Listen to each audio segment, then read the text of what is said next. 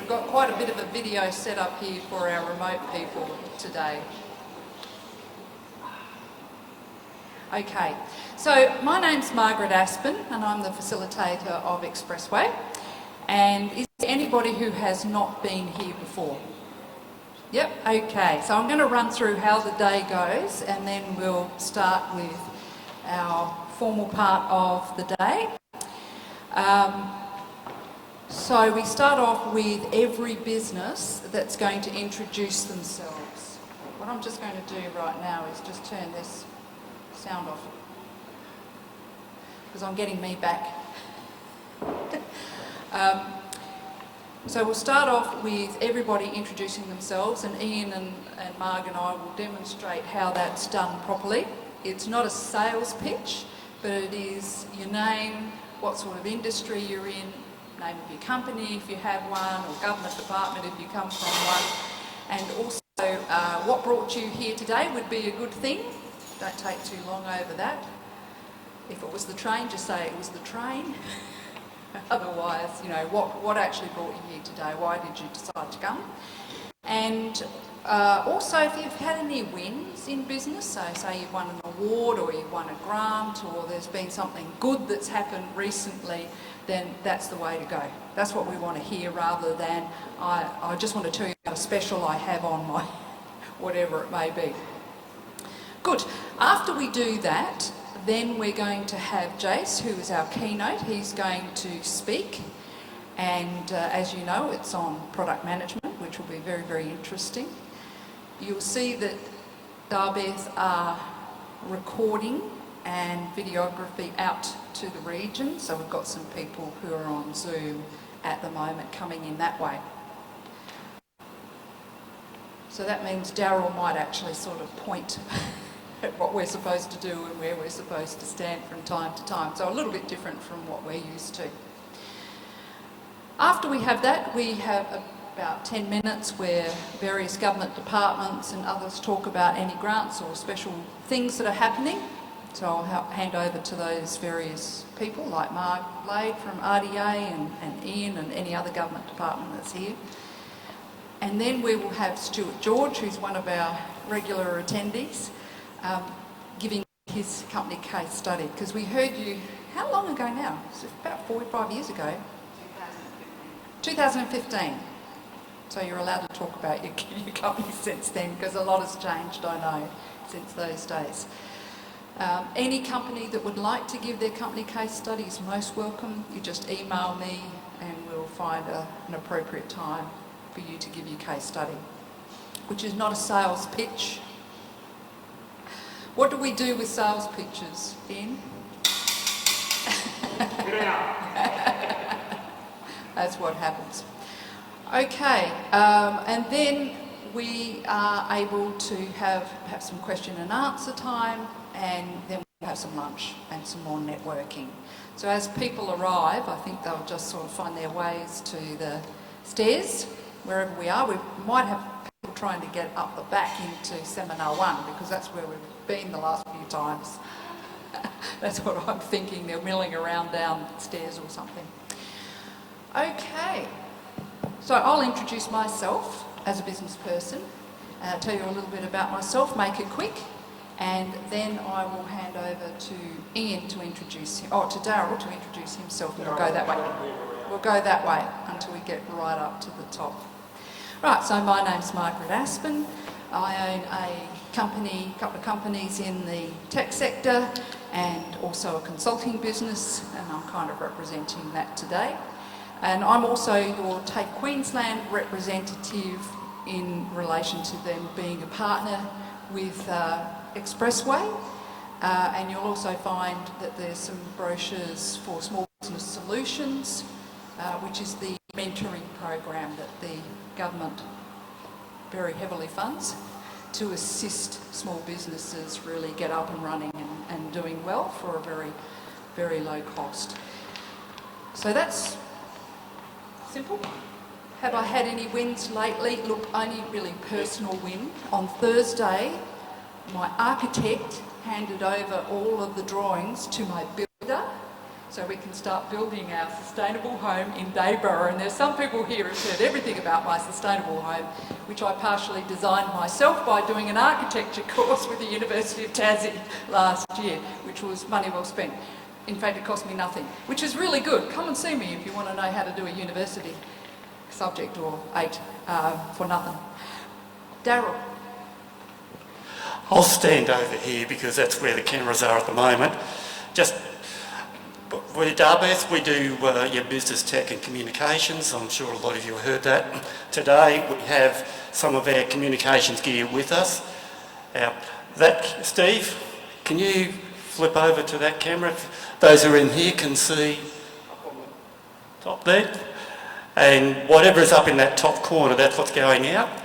So I'll come around to each of you, and as you're introducing yourself, you'll smile into the camera and talk. Okay.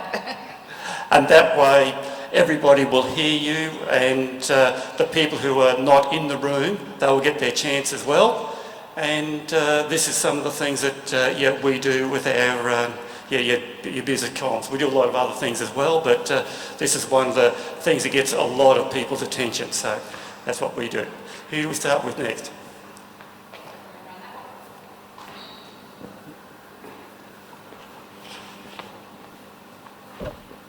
Oh, sorry, you can't hold the microphone, COVID reasons.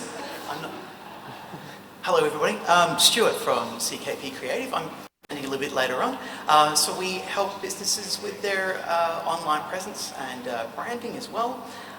Exciting things that have been happening for us recently. I've actually been elected as an ASPAS advisor, and I actually was online last night giving a webinar to a lot of people across regional Queensland on how to start a successful business online, and that was fantastic. So great to meet you all. Right, that was Stuart, and we have Matthew Cage from Hydra Digital. We work in analytics, SEO and paid media online. Some wins lately, well, things are just starting to heat up for this year actually, and we're getting a few wins all over the place. And what brings me today is to see Stuart. Hello, I'm Pat Robards. My business is Pat Robards Advisory.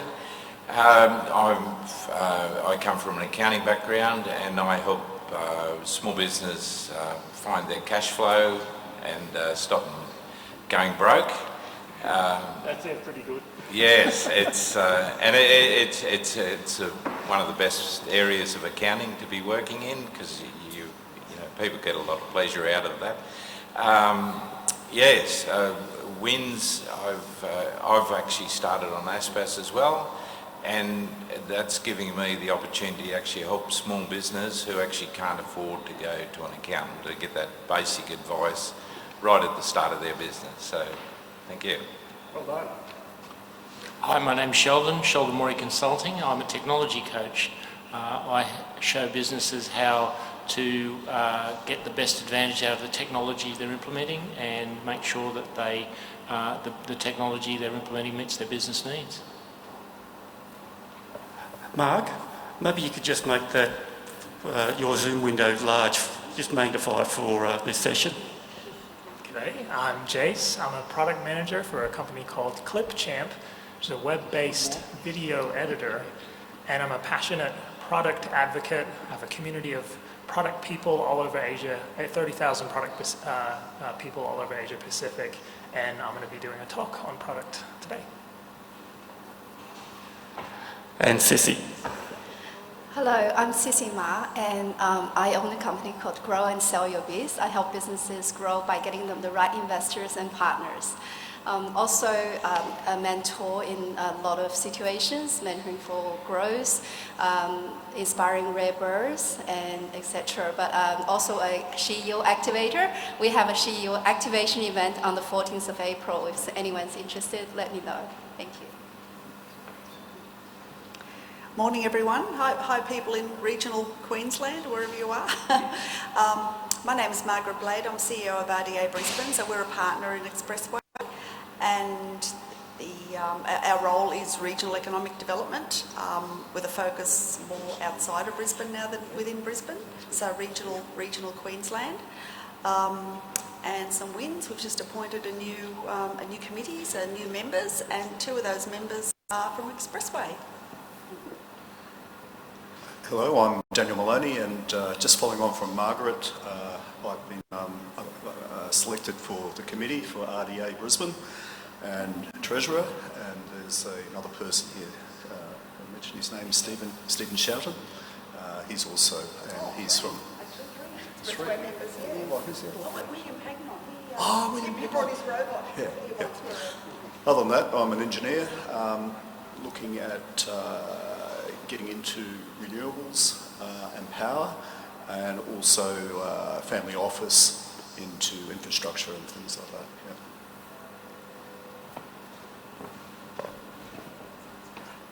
Hi, I'm Paul Nye. I'm owner of Sentinel Safety Services that specialises in providing workplace health and safety and risk management solutions to small and large companies across all industries, based here in Brisbane, but work all over. I guess one of the big wins that I've had is that I've been able to turn a competitor into a collaborator, and then help them rescue one of their clients from losing their clients, and that's been good. So we've got an ongoing relationship there to work with them. And I'm here. Stuart invited me, so yeah, good to be here. Thanks.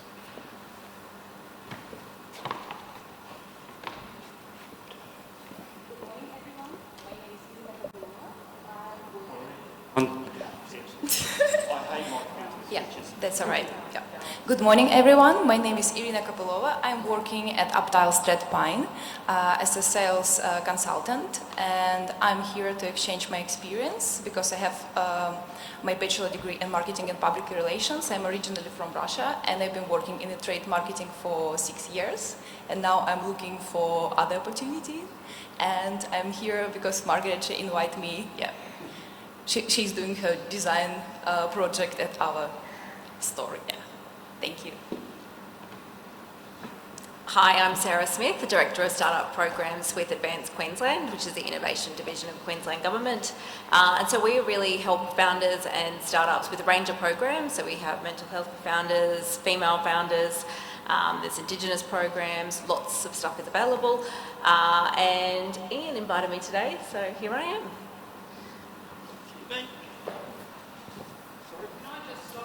Daryl, because we want to hear more from Sarah, don't we? Because you're going to be really in charge of this whole precinct, aren't you? I am in charge of the precinct, yes, and we only have one vacant tenancy at the moment, which is the best that it has ever been since it opened in 2017. Yeah. So yes, it's a great place to be, and we're starting to ramp up the events post-COVID. Yeah, that's good, and it's great to actually come together, be able to come together. Yes. What sort of industries have been moving into the precinct more recently? It's really varied, to be honest. We've got some new sort of in the real estate industry. There's sort of design thinking, kind of urban planning, which is quite a unique job, one for us. Clipchamp has grown in our space and stayed, which is great. Thank you for staying. And yeah, we have lots of people. We've got someone in sort of space-related industry.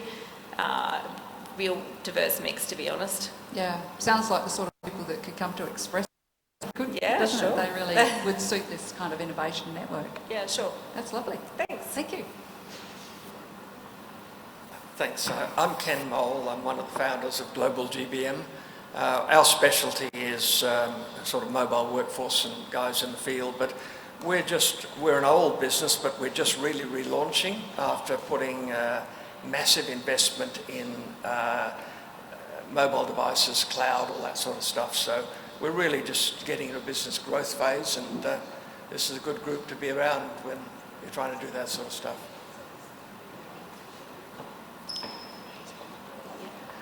Hello, my name is Marie Bear, and I am a CEO and founder of Wanji, a consumer health platform.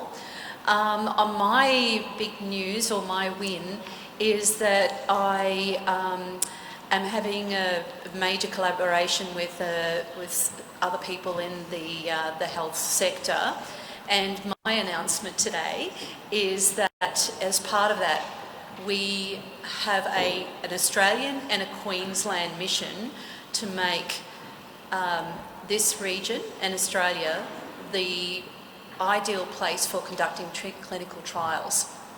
And we have that goal, and we're going to work with clinical trial companies on that, which is a big win. And the way that we're doing that is we are providing a platform which helps those companies in recruitment for clinical trials.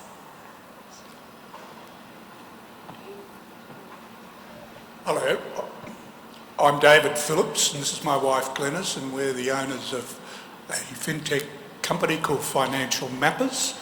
We have developed software which is used by individuals or on a business-to-business basis for allowing affordable financial advice by our advisors or accountants, and all of this can be done online.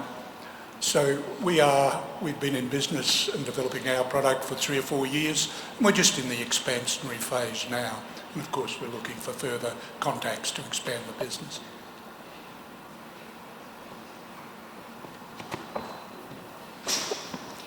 Good morning, everyone. My name is Romina Simon.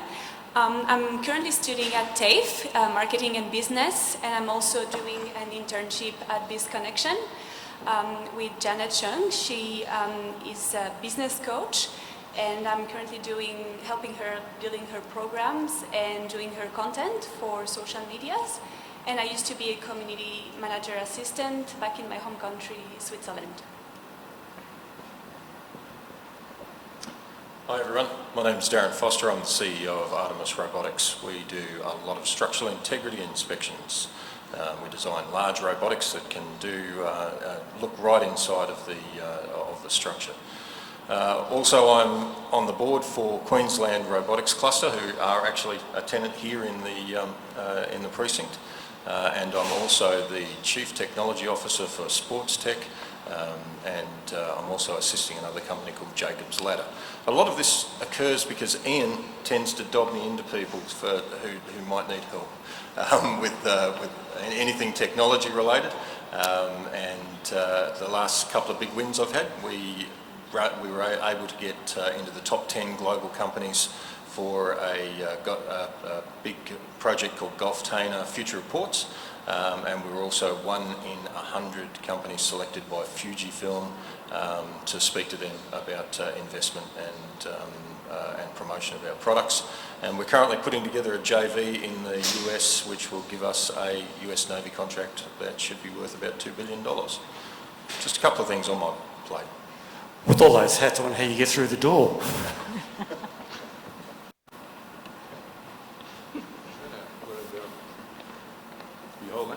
Yeah, hi, my name is Richard Christer. I'm an analytic philosopher and founder of Ingenuity Through Philosophy. I'm in the education services industry. So I've got a Facebook business page, Ingenuity Through Philosophy, and what I do, I help businesses be more creative through better defining their problems, their business problems, and designing solutions to them. Thank you.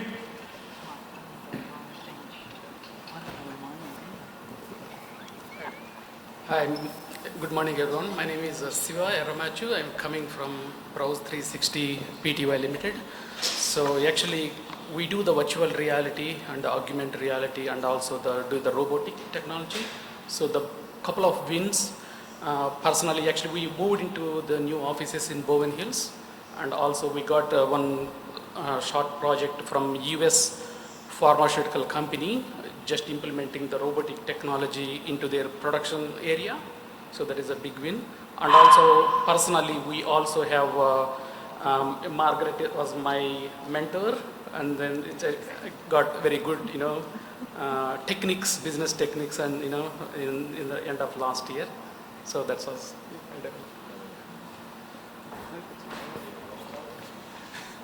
Good morning. My name's Mark Stevenson. I'm a BDM for Centra Networks. We're a managed service provider to many small to medium businesses in southeast Queensland, including a company that works here in the XR Hub, Real Serious Games.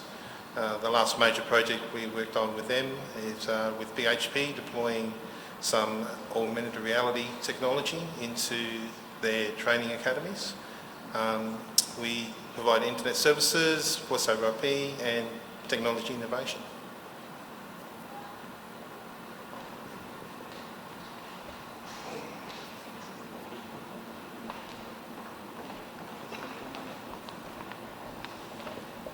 We know this video. G'day everybody, I'm Ian Gilbert. I'm from the government, I'm here to help. You've never heard that before, have you? Look, it's wonderful to have physical meetings again. I know there's still a little bit of anticipation about coming in and meeting physically. We do have quite a few people who have opted to be online. We're so pleased that they are there and joining us. We hope they can come here physically in the future, although some of them are in regional Queensland, and we intend to be more inclusive of people in the regions. It is so important for us, and we are discussing at this point in time with our wonderful partners of TAFE, Small Business Solutions, Regional Development Australia, talking with other organisations about how we can better carry even physical meetings of Expressway into regional Queensland and include those wonderful companies too. We do have some fantastic businesses in Queensland, and that is the very reason why we have brought this together. This has now been going since 2012, and we've had over 3,700 attendances at our Expressway Meeting since then. So it's a well-established group, and it's been able to continue because of the wonderful businesses here. And I was listening to Darren talk there. It's people like Darren and so many others that I've had the absolute pleasure of meeting through this and through my work with the Queensland Government that want to help other businesses. And the best people to help people in business are always people in business. So if we can connect people in business to form supply chains, to peer mentor, to just be able to listen and talk and share the opportunities as well as the challenges. So that's why we network, and I hope that you take advantage of that. I hope you've listened to who is in the room and that you have tuned into who you need to talk to or who you need to avoid at the end of the meeting when we do the networking. I think it would be appropriate now, before we get into the formal part of the meeting, to take a moment to recognise the traditional owners of this land, or the land wherever you are watching this event, to the elders, past, future and present. Again, as we need to be inclusive of people in regions, we certainly need to be more inclusive of the Indigenous people who are in business. And this has been a wonderful organisation in terms of gender balance. I don't think we've ever had issues there, but you've heard a lot about in recent times that there are challenges in the commercial world, and I heard a discussion there in the networking prior to this that there's a particular challenge for female founders to raise capital, and that's something that now with attention we've got to do something about. So again, let's be inclusive. This is about business, it's not about individuals. Business is business. It doesn't have race, gender, nationality. It is about a combination of people putting their minds together so we can enhance economic benefit and employment within this wonderful state of ours. So thank you for being here. Thank you for participating, and I hope you enjoy the presentations that we have. Have a wonderful time. Okay, so we're going to start our very formal part now with our keynote speaker, which will be terrific. So if you could just make sure that your phones are on silent, that would be very helpful. I do have my phone in my hand because people do contact me and say I'm lost somewhere in the precinct. I can't find out where I was supposed to go. We do have a LinkedIn group too, and I know some of you are members of that LinkedIn group. There's 571 or 573 members of that LinkedIn group at the moment. That's a good place to go online, even during, so you can take photos, make comments, put them up. I'll do a bit of that too. Yeah, and we want more discussions. Yeah, so maybe opportunities around female access to finance, female founders' access to finance would be a really good one for us to have a conversation about. And anything else that really interests you, please don't use it for sales. That's the only thing. There is a kind of virtual gong, isn't there? It's called off. So if it's seen as a sales post, it's off. All right, Jase, it is just absolutely fantastic that you've come today. And Jase is somebody I've heard of for a while now via one of my colleagues, Wes Leake, and also Deb Morrison's one of your people too. If you remember, Deb Morrison has Pet Cloud, and that's a business that I think was in River City Labs originally, and then I think it might have moved elsewhere at the moment. I haven't seen Deb for a while. But yeah, Deb is a really, you know Deb because you raised money for her, female raising money for finance, and it was quite a bit of money too, wasn't it? And it was when you had a TAFE intern, I remember, yes, because I placed the TAFE intern, so it was during that time, a couple of years ago, 2 years ago, pre-COVID, which is good. And Jase also spoke at Torrens University, where I'm a lecturer in entrepreneurship for my sins, part-time, and it went over very, very well, extremely well. So just working with the future students who are coming out and are really interested in a whole range of product and services that they're going to bring into their own countries and, of course, Australia too. I think I will hand this over to Jase, and he can tell you a lot more about himself. Indeed, yeah, thanks for having me. I want to start off with a story about Lanny. I was sitting in my office back in the States. We had a digital agency, we did websites and all sorts of things for people, and Lanny rings up on the phone. It's a sales call. He's calling me to inquire about some work that we might be able to do. I have the next big idea, he tells me. He tells me all about his idea to launch a website, and it's going to be a really big deal. I listen intently. I've got my pen out. I'm taking notes on, what we can do for Lanny. And, we go to work on a proposal and put in the cover letter and put together the quote on all the things that he'll need as we build this amazing website for him. And the next day, after I sent the proposal, I get another call. Hi, this is so-and-so. I'm Lanny's mother. I'm going to be cashing in my life insurance policy to pay for this project for Lanny. And at that point I started to sweat a little bit, get a bit nervous, and I said, yeah, ma'am, I just have to let you know we're a project agency. We basically, just consider us as, if Lanny were setting up a storefront somewhere, he would be responsible for doing his market research and launching that store and being successful. We're just like that, so we're going to do our absolute best to build this project for Lanny. I explained what he had in mind. Anyway, the whole project went ahead. We built it, and we did try extra hard on this. We put our best design on it, and we put our best code. We checked for bugs, and everything was effective and going well. But the project launched, and it completely bombed. It completely failed, unfortunately.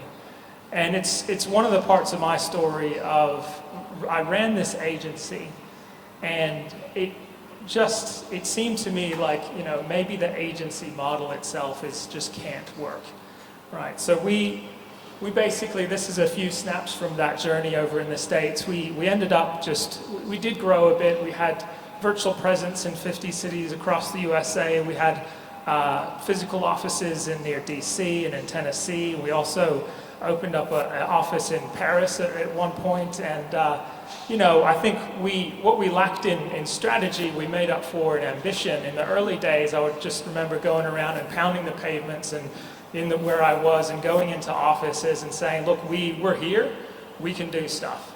Technology, digital, just let us know. one lady, she said, oh, can you do X, Y, Z? And I was like, it's funny you mentioned that. We have a package literally for that. And I walk out the door and I ring my business partner. Do you know what X, Y, Z is? Because we need to put together a package for that. You know, and we would just do all the sales tactics and marketing tactics to just try and get all sorts of business. We did, you know, did car wraps, we did branding, we did videos, animation, big prints, all sorts of things. At one time I I got a list of government procurement offices off of like a central agency over there in DC. And I remember this sales pitch I do. I call people up and say, oh, I got your info from Portia Harner. I still remember her name because I said it hundreds of times. And I got in touch with this one guy, and he says, you know, I get so many calls from people like you. I just have to be honest with you. I'm sitting here in my office chair. I'm looking out the window. I just don't care. I'm thinking about the Knicks game tonight and how they're going to do. And he says, why don't you tell me how you're different? He kind of had a Samuel L. Jackson flair to him. He said, tell me how you're different. And I'm like, ooh, I might have a ledge here. We might, you know, be getting somewhere. So I was like, we're innovative. We are so innovative. Tell me how you're innovative. Tell me how you're different. I'm like, cutting edge technology?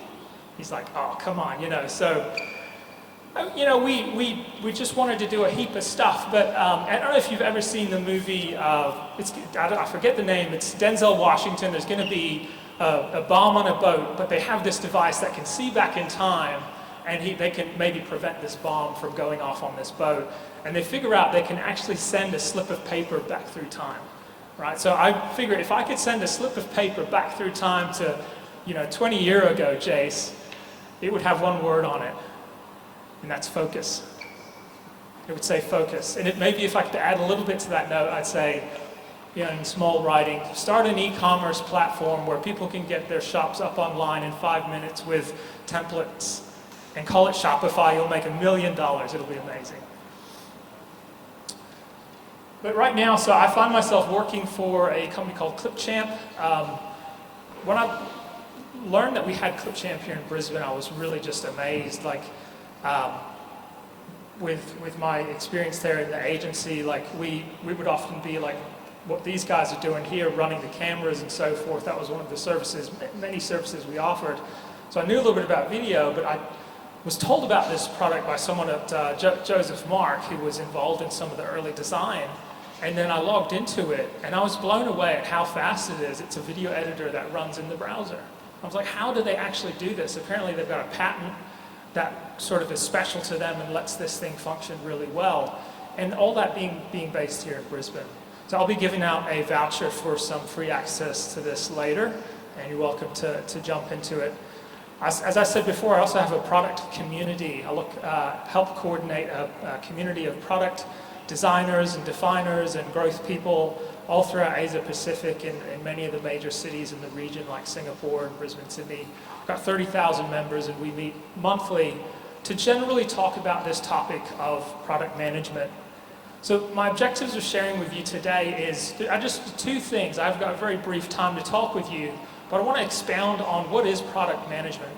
So as businesses scale, oftentimes the owner is by default doing that role of defining the product that the customer is getting, right? And what does it look like to start to take that hat off and delegate that responsibility of product management? And also with the brief time I have to talk a little bit about customer research. Because if there's one area that I could talk about that I think is really valuable, it's probably just picking that one. So beginning with the end in mind, like I have my mission statement on LinkedIn, and I do talk about it sometimes when I give talks. It says something like, you know, I would love to see an Australian company in the top 10 global market cap companies in the next 10 years. And I've gotten really excited about this mission statement and this, you know, thing that I'd love to see. It's most of the top 10 companies, Facebook and Google, are American companies. There's no reason we couldn't get a digital company in there sometime in the next 10 years, right? So anyway, I was talking about this at an event recently, and someone sort of put their hand up and they challenged me and they said, do you really want that? And I caught up with them after my talk, and I learned a bit about their journey where, you know, they'd been part of a biotech and they'd had people throwing money at them, just growing very quickly, and they told me about this journey about how relationships had been torn apart and it had really kind of fragmented the whole thing. It was really tough for them. And I've been thinking for months about this, right? And really what I think that I want to see is, yes, I would like to see that, but I have this hypothesis that companies that have nailed their value proposition, that have achieved that kind of scale, because they're going to market with this amazing product and they've got just the right model behind it, that those places are nice to work at. So one of the things that influences me is being a part of a product community, people that are doing design and engineering in companies all throughout this region. Unfortunately, a lot of the stories that I hear aren't so great. The stories I hear is that they're really struggling to kind of practice their craft, and they're really struggling to have the organization understand what good strategy is and how they can really be amazing in that environment. So just because of that reason, I think it would be nice to have more big companies, right, where people can go and they can really do amazing UX research, and they can do products, and they can do design, and do all those things. But I've pulled out a couple examples of brands that I think, you know, they're not necessarily in that category of targeting top 10, but they're amazing anyway. So I've got Spray Free Pharmacy. It's a lady that, you know, came across this problem that people wanted fresh produce that didn't have pesticide. So she went and hooked up with farmers, and she set up a Shopify store and a delivery. She got her husband to do deliveries, and they just started spinning up boxes where they would just go out and deliver them. And I heard a talk from her, I think a year or two ago, how they'd now gotten to like a $1.5 or $2 million business just on this little niche thing. And I think that's just wonderful. Like the kind of business that they have and what they're doing for their customers. They have this community on Facebook, and people put their orders in. And the fact that, you know, the husband's got a nice job delivering vegetables, I wouldn't mind that, especially if it meant that my family owned such a, you know, profitable business. Another example I'm really proud of from Brisbane is Bluey. It's a brand that's gone global. It's a kids' TV show, and it's all made right here in Brisbane. I think that's amazing, something we should be proud of. So this is me talking to Adrian Richards. He's the CEO of Data61, and he gave a talk at one point at a conference they were putting on, and someone stood up at the end and asked him a question: what are you doing to connect all this amazing research that you guys have with commercial, you know, actual outcomes for Australia? And he said, well, you know, I think in answer, the general answer is product management. You know, and I heard that. I'm a product advocate, and I got really excited, and I caught up with him afterwards. And I asked him, I'll explain more. This is an area, this is my role, I'm really interested in this. And he said basically this role of product management in Australia isn't well understood. But if you look into the core of many of these kind of successful companies, Google and Facebook and so forth, you know, right at the core, they've got this role of product management. And I was doing a talk on product at Startup On-Ramp. It was an hour-long session, and I just used the opportunity just to kind of jam in as much, you know, education on how to do product as possible.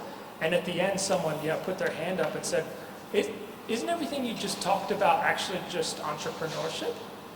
I said, oh yeah, basically, or I call it product management, but you know, it's basically being an entrepreneur inside a business.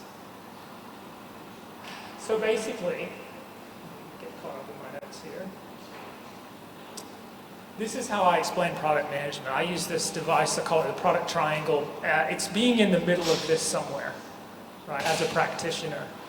So talking to customers, figuring out what their needs, what their problems are, organizing with, you know, engineers and designers on, you know, what we can do, you know, figuring out as a business kind of what we want, who we want to sell to, how we want to sell it, all those sorts of things, and coordinating between these areas.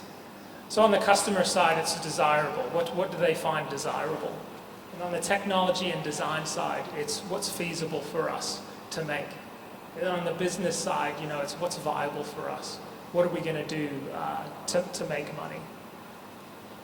So as I mentioned before, as you're scaling, like hopefully, you know, we've got a business, we've kind of found our fit, and we find ourselves in the place of things are growing, and we do need to start taking off hats. So this concept of, you know, when you're a founder, you're the product manager because you are defining everything about what you're selling to your customers. But as you get busy, you start to have to take off hats. And some of the hats you might take off depending on the type of business that you have. Let's say it's a digital type product. For example, one might be design. And you might take that hat off really early and you say, okay, I'm going to have a designer or a UX designer. Maybe it's outsourced, maybe bring them in-house. But that's sort of like the interaction product owner. And that person is now going to own that area of how all the customers interact with your product. Let's say it's a digital product. You know, and then maybe another hat you take off is you know, the promotion and the funnel and the on-ramp and the distribution channels to your product. So you take that hat off, and that could be your marketing person. Some organizations it's a growth person, right? But you take that hat off. And then, you know, ultimately you're going to take all these product hats off. So you're going to have maybe someone, I would hope that you get to this place where you think, oh, product manager, I need to get me one of them. You know, I heard this talk on product management. You know, and you fully take the product hat off, and you have someone in your company that is totally looking after having that conversation as a business. What is our strategy? What are we trying to achieve? And then as these teams scale up, them actually being empowered to continue to define the product experience for the customer.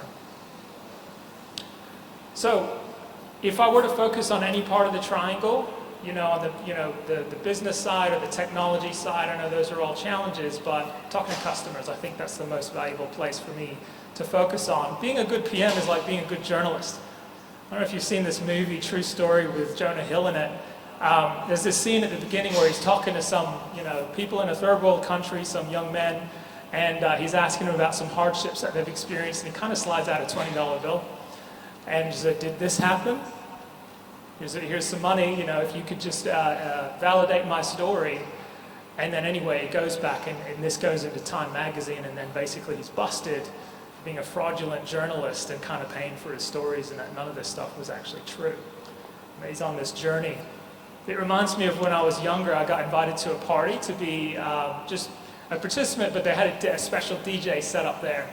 And I was just so enthusiastic about like giving it a go because I wanted to be the DJ, you know, to be the guy with the headphones, you know, like ultra cool and all the people dancing. So I'm like, oh, give me a crack at this. Anyway, I get on there, I've got my music going and I'm really into it, you know, and I look up. Anyway, my friend taps me on the shoulder and I look up and there's no one on the dance floor, right?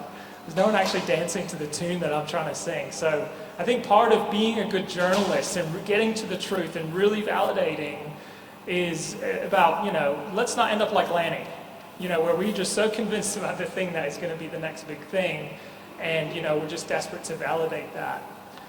So a great mechanism, I know this probably comes up at so many lean or startup type talks or product talks or anything like that, lean canvas or business models, things like that. But really this is just a great way to segment your thinking into categories as you research your business. It just makes all the sense in the world. Like, who's our customer? Starting over here on the right. Let's get really clear on who our customer is and really zero in on who we care about. Usually there's naturally some kind of group of people that you really care about. It's in your DNA. And you just have to kind of get that out and get that on paper. I think one mistake I observed with people using an artifact like this is you sit down for 45 minutes and you fill it in and you say, that's that. But really this thing is what you're meant to do is go into every box, and you can spend weeks in a box. You can spend weeks saying, okay, I think there's this problem out there. And I've done that. Like when I onboarded with Clipchamp, what they wanted to do was create a mobile app. I said, well, I don't want to just redo what they've done on the web. I want to really be specific about our customer and go and talk to them and figure out what their problems really are. You know, we spent weeks on just this one problem box, really just digging through and doing interviews. So I want to talk to you about some tips about talking to customers so that you can get these insights and you can iterate on your business model. I will point out this book is really worth the read. It's probably one of my favorite books in product. It's written in such an easy to read way about stories of the jobs people do when they actually want to do when they hire products to do those jobs. There's some good examples from the story, but an example from my life is a drill.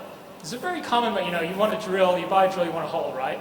It's a very kind of old-fashioned marketing thing. But when I buy a drill, I actually want something that looks professional so that when I show up to the volunteer day, wherever it might be with church or something like that, I want a drill that makes me look like a pro, like a big battery and something with a bit of torque or whatnot. And that's an emotional job that I have for that drill that I've bought.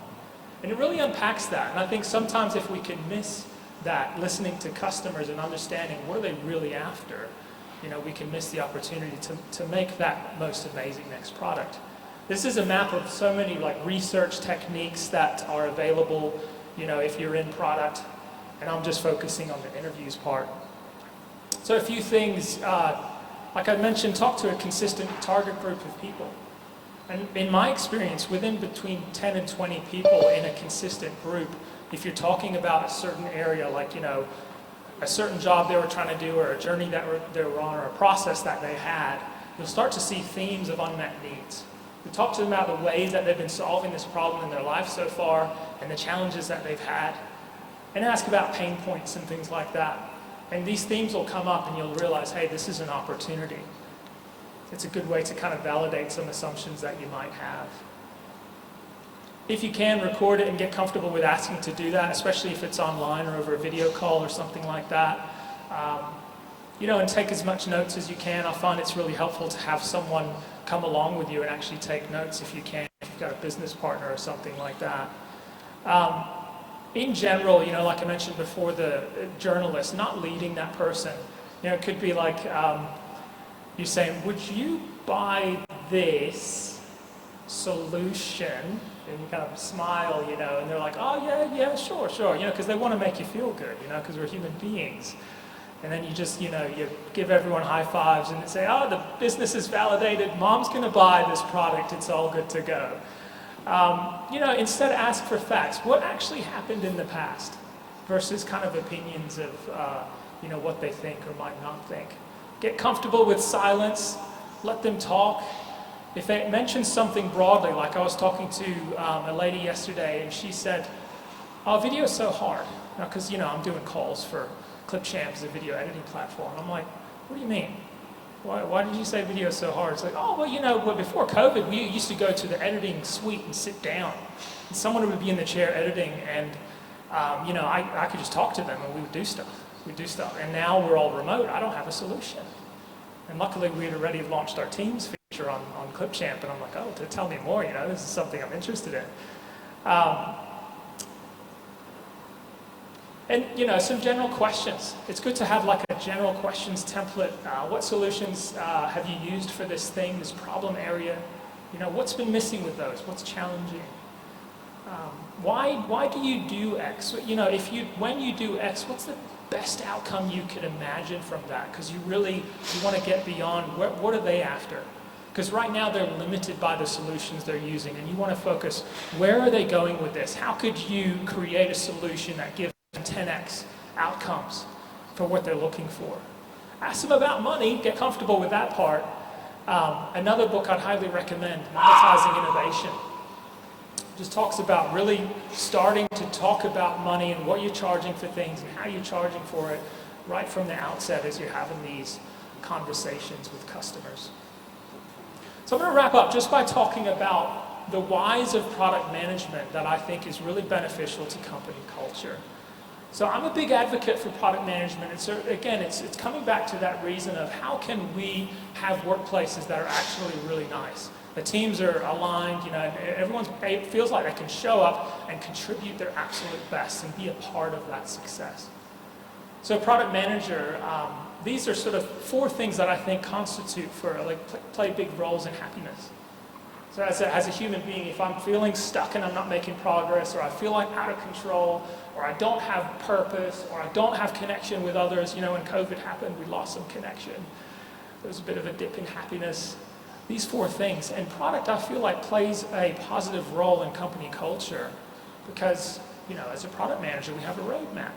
It's a roadmap that says, what types of things are we going to be doing out into the future over the next few years, so people know how to gauge the progress along that journey. We feel in control, so everyone knows that they can contribute to the next most valuable thing for the business. As a designer, I can be researching this. As an engineer, I can be looking into this. Right? Purpose. There's such an ongoing dialogue of what is our mission? What are we actually trying to chase, and clarifying that all the time. And connections, product is usually sort of like the connecting function between different roles in the business. But really what it comes down to me is that I think product management is a form of fundamental human respect. How many of you have ever used a product where you just love that product, and you felt like when they designed that product, they were just reading your mail? It's just amazing. It's just helping you so much, and you wouldn't have it any other way, this product. You're just sold on it. I think that's just a form of respect. If someone took the time to really think about and understand your challenges, your problem, and your pain. A couple other things before I end here. One of the points made in the Monetizing Innovation book is, having conversations with customers about willingness to pay. There's strong correlation between good design, brand, and support with willingness to pay. So oftentimes what this means is that, you can have a product that's new and it's missing some features, but people see, one of these things is amazing. Like the brand is telling such an amazing story, or the design is really top notch. And I'm seeing early stage products come to market, like this Dovetail I just found like a week or two ago, and it's a customer research platform, and it helps capture information like from the interviews I was just talking about. It's got really good design. It's nice to use. NetHunt's a CRM platform that I'm really passionate about. They're not like Salesforce. They're very kind of hidden in the background, but they run in your Gmail. Just very kind of native in your Gmail, and they've got amazing support. They're very kind of relatable, really make you feel special and heard. So I want to just mention a couple of events coming up. Product Tank. So on April 28th, we'll have our next Product Tank with a company called Citrus Ad. They've been growing hugely. They have something like 5 or 10 out of the top 20 retail companies globally, and in terms of the ad platform that they provide. We're just going to sit down with their product and technology team and have a talk about what they're doing to navigate. They're in this scale. They're scaling hugely. So what are the problems they're encountering, and how are they navigating that? So just Google for Product Tank Brisbane, and you'll find it. May 26th, we have World Product Day. So in Brisbane, we'll have a guy from Amplitude talking, John Cutler, and he'll be sharing a lot of information about data and good product practice for companies. So we need to make data-driven decisions and put in place all of the stuff to measure our progress there. Here's the voucher if you want to grab that, but you've got to fill out a quick survey. There's only 2 questions in there. It's on my talk today. How'd you find it? I would really appreciate your feedback. And thank you so much for having me.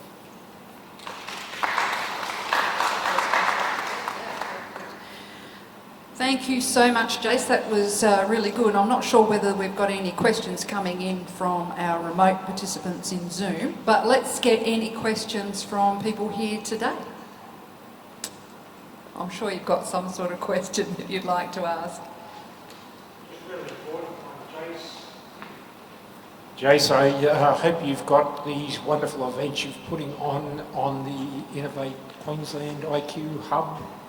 Can you let me know, and I will I'll give you the details on how to do that. Thank you. Any other questions at this point? Yes, there is. Sorry, I was just looking for that Dovetail site. I was interested in their design. Do you know their website? Oh, Dovetail. Sorry, I was interested in looking at the Dovetail site. So it's Dovetail app. .app? Okay. All right, cool. Thanks. Any more questions? Stuart, I think we might have a mic a bit closer than I am. Nope. Okay. Coming all the way, Stuart. I'm sorry. COVID, whoops. Yeah, just the idea for the platform that's just fantastic. How are the integrations looking like between, say, you've got your edit in the browser, and if you wanted to upload it, is there integrations through to social platforms, or is it a little bit, is it separate?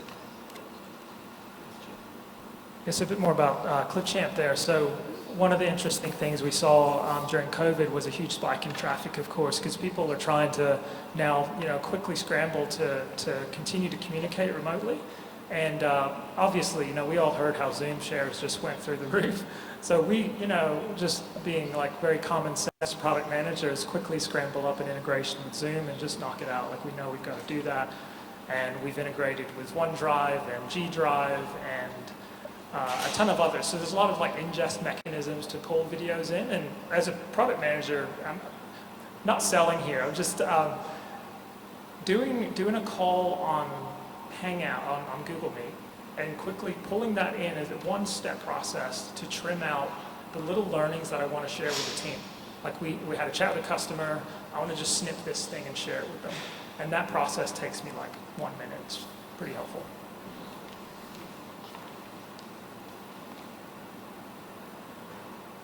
No, I think we might move on then. That's really good. So we're going to go into our little session that we have where there might be some assistance from government, etc. I know it's a bit early to start talking about these things, and so being that we're now allowed to have 78 people in this stair area, and we will be in this stair area for just about every single expressway this year, other than I think we've got one down in the seminar room one with the very exciting method of trying to get into seminar room one, as we know and love. And that's not until October, November or something. So you can expect to be here on the stairs every month, on the fourth Wednesday of every month. So I think probably next time, Ian, there might be some news from what the government's doing, because there's all sorts of exciting things that will come shortly, I believe. It's always exciting. There is always lots of things. There's no excuse for not looking on the Advanced Queensland website, finding out what's happening. There is support for every business. If you are not yet on the QI Hub, get onto QI Hub. It doesn't cost anything. Register your business, provide some details. If you have events similar to the ones that we've just heard about, certainly put them down, because they are events that people will want to know about and want to get involved in. Look, there is still a lot of support there. Right now, not a lot of grants. That's all being looked at. We don't know quite where it's going. I will be asking Sarah if she has anything new news on that she'd like to announce, but there is still the Innovate Queensland program. We are holding workshops, virtual and physical, throughout the state. There is the My Innovation Advisory Service for businesses that are in that early commercialisation or growth phase that can get an hour's free consultation. The Mentoring for Growth program, which has now been going for almost 20 years and has helped thousands of businesses through Queensland, is still there and is still helping you. I'm not going to talk about the wonderful programs that are provided by TAFE Small Business Solutions, because Margaret will do that very effectively, I'm sure. So there is also a great array of support programs through the federal government for small businesses and through the Queensland Small Business webpage, if you go to that. If you have any questions, don't hesitate to contact me. I'll be able to look at your individual requirements. Thank you very much, Margaret. Sarah, would you like to, is there anything you would like to? Oh, firstly, I should say thank you so much to Advanced Queensland for use of this wonderful venue for Expressway. This is so central. You couldn't ask for a better facility, and there's a real buzz of innovation happening around here, so Expressway should be part of it. We've had a wonderful partnership over the years with the Microsoft Innovation Hub, but Microsoft Innovation Hub have redirected. They're thinking more of their commercial support internal than the growing of business. That's a commercial decision. COVID has brought that to a head, that they haven't been able to release their facilities. We are eternally grateful for the support we have had from the Microsoft Innovation Centre for so many years, but it's time to move and grow. So, Sarah, would you like to talk about anything? Don't put you on the spot. So probably just the two new programs that we've released, generally as a part of, I guess, response to COVID, has been the Mental Health for Founders program, which we're running in conjunction with River City Labs. So obviously, COVID was really stressful for a number of businesses, and people were really stressed, trying to juggle family and losing business. So that was something that we thought, so that we wanted to provide support that wasn't just as a generic. There's lots of generic helplines, but I guess the needs of a founder are somewhat different. So that's a tailored program that's an hour sort of consultation, and I think you can access, I'm going to say up to 3. Has been a member here almost since many of you who have met, and in fact went through many of the programs I've just talked about to get that business started. And she is a wonderful person, got a great team and a great business. If you are in business and feeling stressed, highly recommend it. It's very confidential.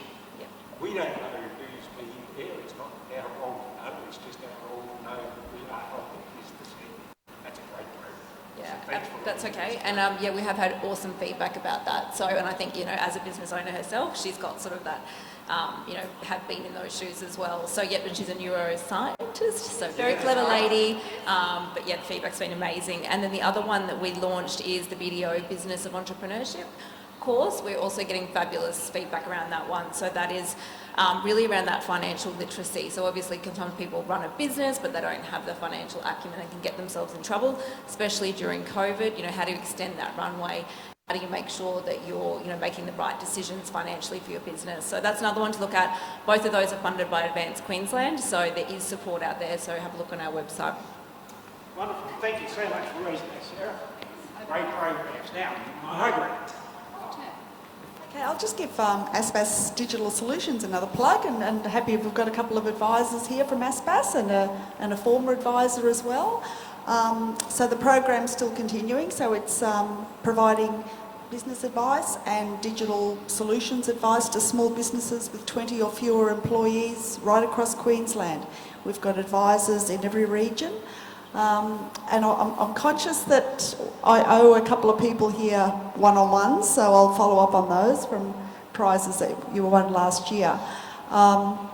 So the program's supposed to be finishing at the end of June, but we're waiting for an announcement from the Australian government that it's going to be continued a bit longer in view of COVID. But it's very timely business advice. It's free webinars, workshops, one-on-ones to help your small business.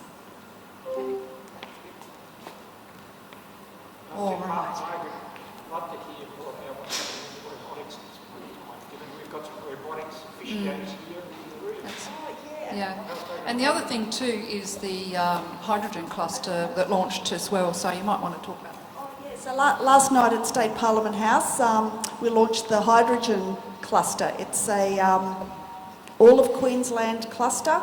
It's actually auspiced by RDA Brisbane. We're sort of the legal entity, and so we applied for the federal government project funding, but it was actually launched by State Government Minister De Brenny, who is the Hydrogen Minister for Queensland. Another few state government ministers were there.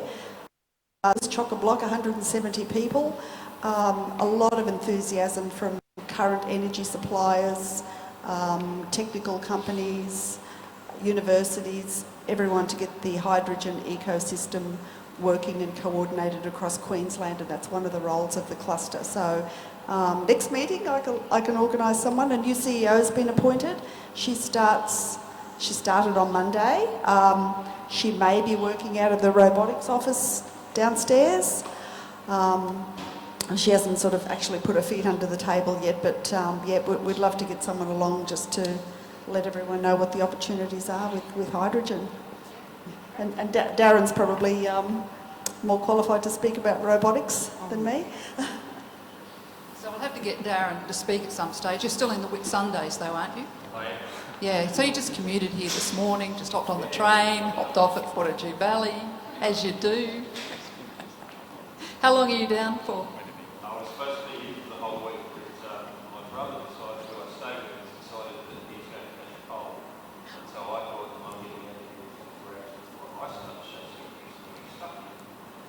All right.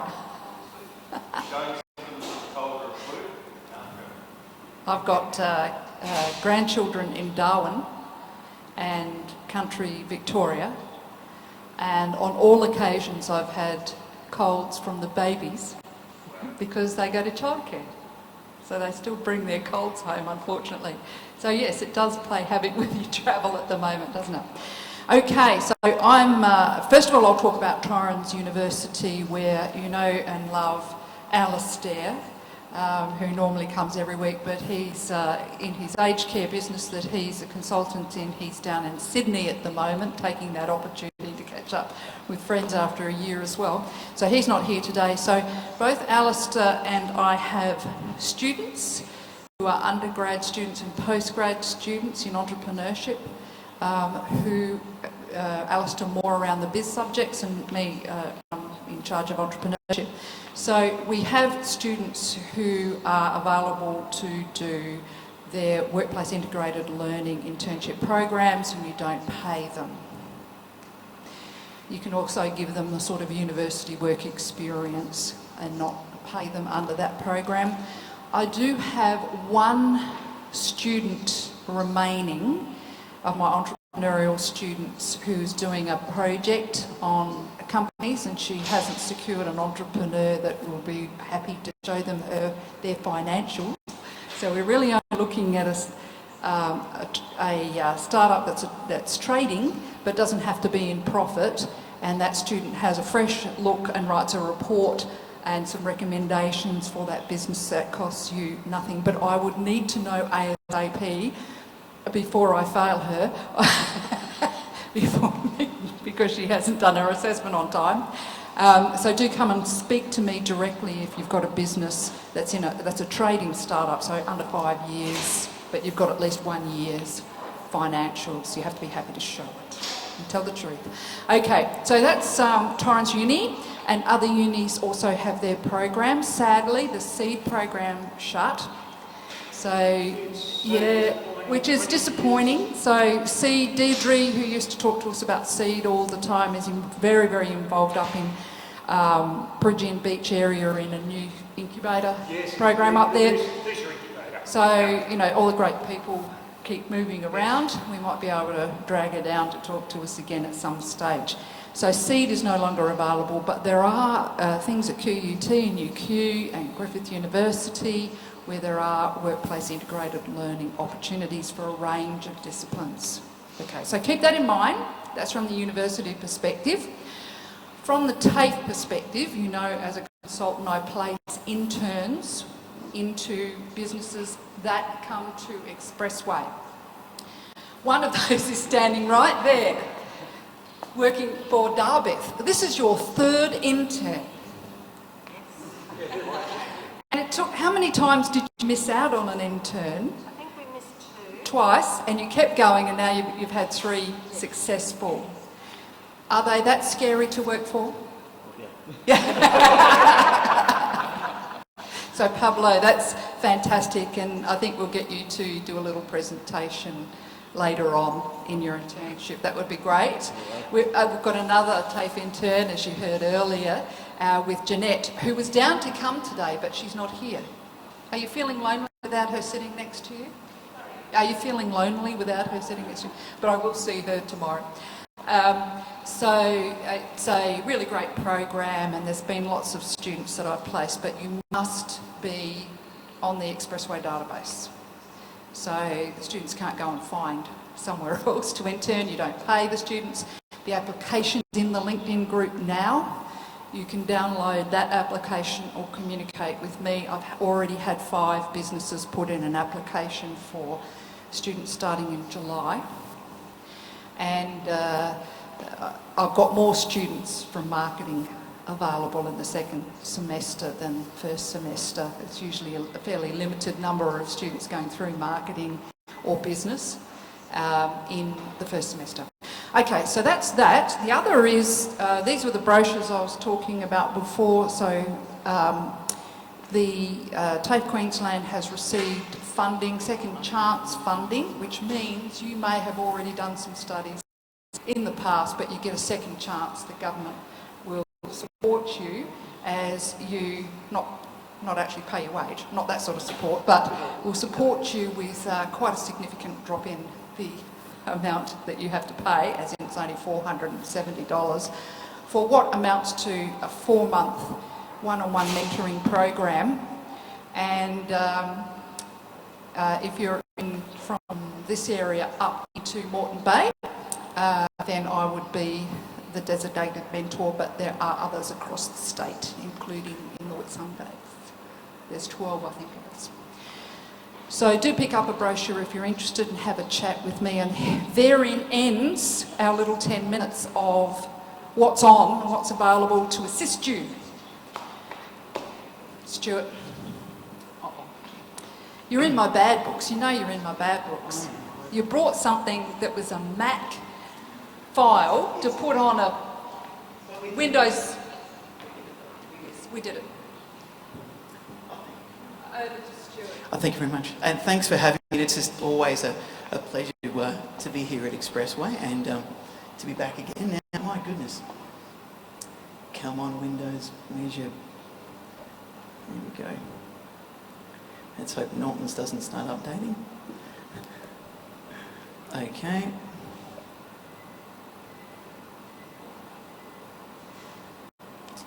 Happy days. Okay. If the clicker works, we're underway. Well, I'm Stuart from a company called CKP Creative. And there's a few ways to get in touch. Just thought I'd start off with that. And people always say, what's your story? And this is it. And there's a long history, and one of the things that's been sort of said to me over the years is, you've done so many things, and at some point we've had people say, you've done so many things, oh my gosh, you're not focused, how could you do this, what's going on?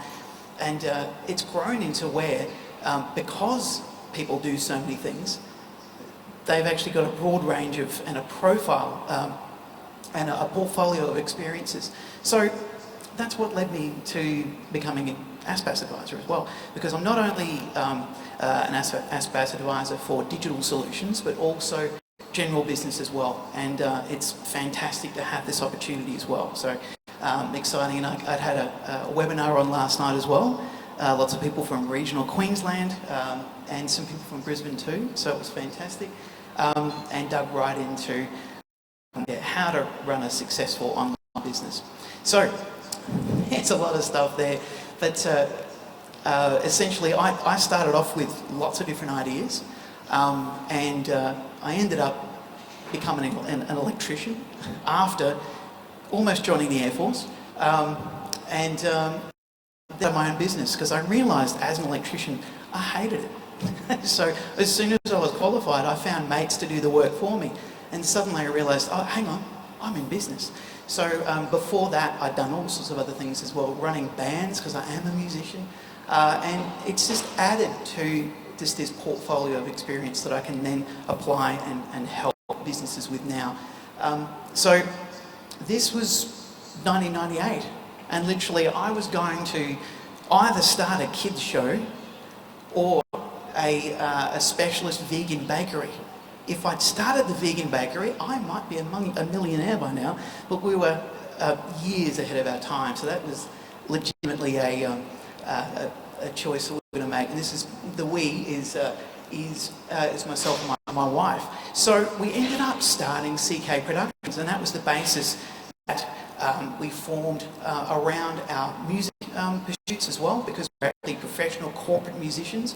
We were the people on the stage when you're having the corporate functions, playing the jazz, and then everyone gets up on the dance floor. That was us, and we turned that into literally a six-figure business, and it was fantastic. And then we added multimedia because we had all these skills, so it kept going on. So we get to help more people, and that was the whole intent. So that's us, looking cool, and we ended up working for. Michael actually played for his birthday party. We played actually in Brisbane for the opening of the Olympics. Really, it's 6-star. Versace's apparently 6-star.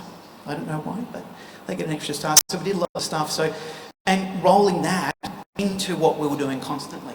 So I ended up working for Mazda That was one of the jobs that came through, randomly, the launch of the Mazda 2. So we ended up doing all of the sound composition for that, making music from an RX-7. It was a Mazda anyway, so it was legitimately a Mazda, but it wasn't a actual Mazda 2. But we made music for that for the launch. And then it was actually played along by a Brisbane percussion band as well. So stuff just kept happening. Do you know why? I was out talking to people, doing this, networking, connecting, and people said, oh, I heard about that, maybe you could do this. All of us were working for Mazda. And I got to sample the vroom vroom sound and play with that in the studio, so that was really exciting. Then it all went to insert whatever expletive you'd like there, because 2007, everything fell off its face. At the same time, there you go, our son came along, crazy. So there I was, working for minimum wage in a music shop. But I thought to myself, hang on a second, customer service, what's the problem? People don't know how to use what they're buying. So I started a side business doing technology training. Then I found that I needed to become an Apple certified trainer. Sorry for anybody that's deeply into Microsoft, but yes. Then all of a sudden I started doing more of this, which is actually doing post-production. There was no purple dinosaurs involved with that movie whatsoever. And that was actually really interesting. It was actually a multiple choice DVD. It was amazing, so ahead of its time. So ahead of its time that it didn't end up catching on, but okay. But during that, I used all of my skills to do this. So somebody said, well, hang on a second, you're doing all of that, can you come and film our event to support the regional areas that are recovering from floods? And of course, what did I say? Yes, sure. And they said, can you do photography as well? And I went, get me a camera and I can do photography. So that started that career as well. and we ended up, somebody said, oh, hang on a second, down the road, TEDx Mundubra is on, can you come and film that? And I said, yes, we can. So we put the crew together, much, not as high tech, because this was quite a few years ago, as Darbeth is doing it. We put a crew together and we filmed it. We couldn't live stream, because that wasn't really a thing then. So then I started working for all of the councils right across the whole nation, because everyone said, you work for this council, surely you could come and work for us. So we did. Filmed across the whole region, actually captured businesses that were transitioning from the city out to the country and back and forth. Just massive. All of this, and all of this through networking, just talking to people. So then this happened. So I was chatting to a client of mine, and he said, hey, we should start a business. And I said, sounds great. So we did that. And then we went on to build a giant studio. And because I knew all of the other things, I said, cool, I can help design the studio. So I did. I pulled in all of my friends, and it turned from this and then this into this. Pretty crazy. So was here for a while with my former business partner, and as things happen, it was a great time in that studio. Margaret's shot you'll see on LinkedIn, that was taken there by myself in the studio. So it was a fully decked out studio. It was fantastic. But, things change, audio suite, the whole thing. I got my dream room, dream set up as well. So it was really, really, there's me talking business. I was just pointing at things, saying, I'm just pointing at things while we're filming this. So it had everything. Really, I thought of everything in the studio. So anyway, then we ended up on Channel 9. Then we organised an interview with Seth Godin, and then I left the company. So that's who we worked with. And all of these are through connections. Everyone here, including Click, that's how I'm here. I was at an after party, and Margaret came up and said, Expressway, it's the best thing you'll ever see, come along. And she was right. So then I left the company and started CKP Creative. So we started getting into web design and all sorts of interesting things. This is our little path, sole trader, because that's what we were. We evolved quickly to have 3 team members because I was wearing too many hats. Very, very good points raised earlier. And I took them all off eventually, to the point where here we are skipping through mid-COVID, businesses started, people needed what we do. And we've now got 9 in our team. And it allows me to go and present like this, and there's work going on now. So it's just brilliant. So so here's our team, and we've got Pat as well, who's here today too, and extended team. Actually, Matthew works with us as well. Does all the SEO, paid advertising is an essential part of what we do, because websites don't work without the other parts, which is the marketing. And then this is the rest of our team as well. And we've got a coming soon spot too, because we're extending again so that we've got more quality assurance going on too. So this is what we do now. So wrapping all of that experience up so that I can communicate effectively with clients. I can listen. I've got 2 ears and 1 mouth, and I use them. And that's silence. I love that. Expect silence during a presentation at a discovery session, to listen and observe what's going on. And that's how we end up working with these amazing clients. The one at the top has gone on to, from a really successful business to now 7 figures a month. It's nuts. And that's because of our continuing involvement as well. And so we still do video as well, but it becomes a part of what we do, not the only thing we do, and as well as photography too. And I'm leveraging other people's skills by producing and directing, but not actually doing the filming or the editing anymore, because I've got team members that do that. So that's us, and we go on. Now we're doing digital advisory, which is brilliant. We often have strategic advice, and we do website maintenance and support as well, and we're working now with our dream clients. These are some interesting clients we've worked with over the years as well. And that's me. And today we've just started working with Big Care, who are actually now the former body that was child welfare. And we love working with on-purpose businesses. So that's a little bit of the story. So thanks very much.